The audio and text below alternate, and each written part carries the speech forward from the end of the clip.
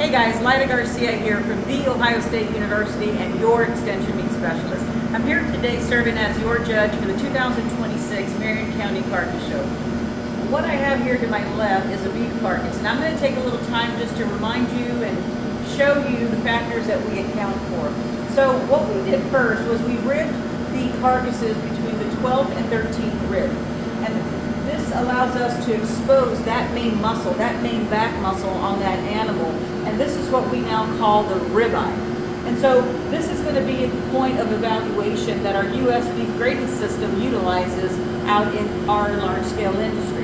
So what we'll start with is measuring back fat. You'll notice I have this nice fancy ruler where I'll come in and measure 3/4 of that ribeye. So the way I like to share with my students is if I account for this main muscle here, we will measure right up that 3/4 mark, which would be right along the side.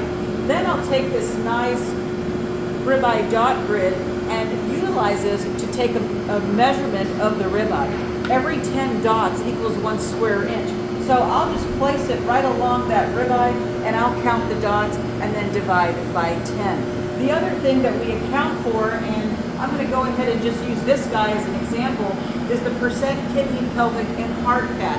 So, but what I did today was I assigned to everyone a 2% kidney, pelvic, heart fat, which means that I am accounting for 2% of the hot carcass weight coming from the internal fat.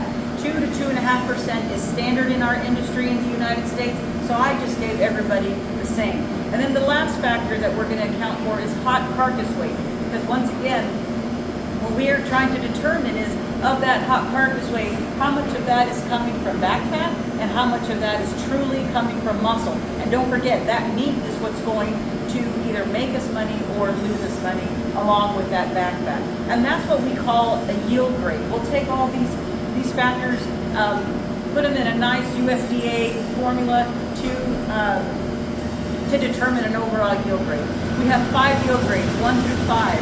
1 being the trimmest, heaviest muscle, 5 being the fattest, lightest muscle.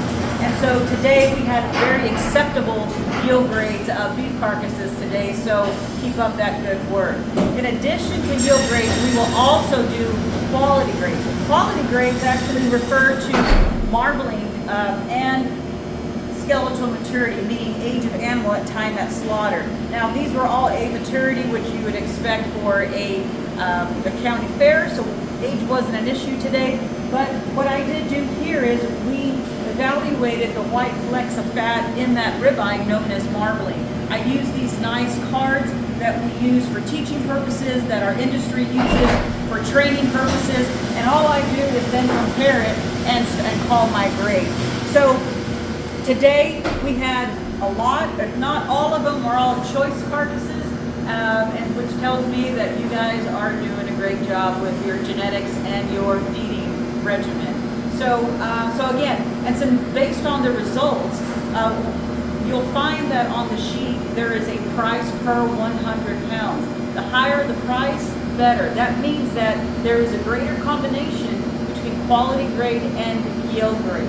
So once again, keep up the good work, guys. Let us know what you need, and don't forget, go Bucks.